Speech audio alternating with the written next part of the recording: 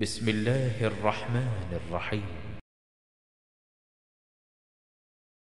415টি মসজিদে খুতবা দিয়ে প্রত্যেক জায়গায় 2 জন 4 জন 5 জন করে পরিবর্তন হয়েছে। আলহামদুলিল্লাহ, আমি সাকসেসফুল এখানে মনে করি নিজেকে। কিন্তু এত জালসা, এত খুতবা, এত বক্তব্য হয়ে মানুষের পরিবর্তনশীলতা কেন দেখা যাচ্ছে না?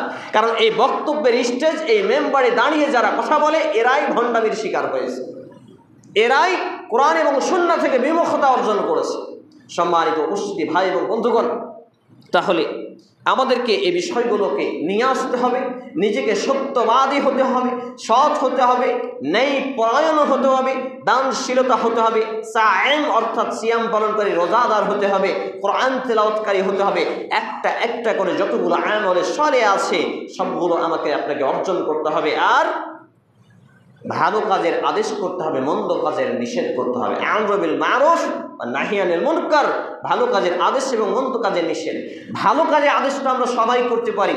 একটা লোক নামাজ পড়ে না, নামাজ পড়ো, দান করে না, দান করো, সবাই বলি। কিন্তু আপনার পাশে একটা ছেলে বিড়ি খাচ্ছে, গান বাজাচ্ছে, গালি দিচ্ছে, আরও পাপে নিযুক্ত রয়েছে, জুয়া খেলছে, তাকে প্রতিবাদ করা, তাকে মুখ দিয়ে হোক, হাত দিয়ে হোক, ক্ষমতা ক্রিয়েট করে হোক, যে কোনো সিচুয়েশনে আপনার যেটা প্রেক্ষাপট আছে সেই প্রেক্ষাপট অনুপাতে আপনি তাকে সেই অন্যায় থেকে বাধা দিবেন, এই মন মানসিকতা কজনের? আপনি বাপ, আপনার ছেলেই সিনেমা দেখে আপনি কাপুরুষ হয়ে যাচ্ছেন, প্রতিবাদ করতে পারেন না।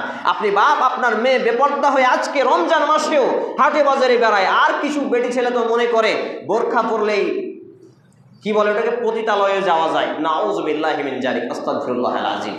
কিছু মেয়ে আজকাল এরকম বেরিয়েছে, বোরখা পরলে পতিতালয়ে গেলেও তাদের সমস্যা নেই। এমন মেয়েদের আজকে আমাদের সমাজে দেখা মিলে।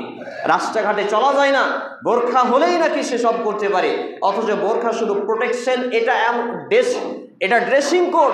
কিন্তু একজন নারীকে পর্দাশীলতা রাখতে গেলে তার একান্তই মজবুরি ছাড়া বাড়ি থেকে বের হওয়াটাই হচ্ছে পর্দা, বের না হওয়াটাই হচ্ছে পর্দা।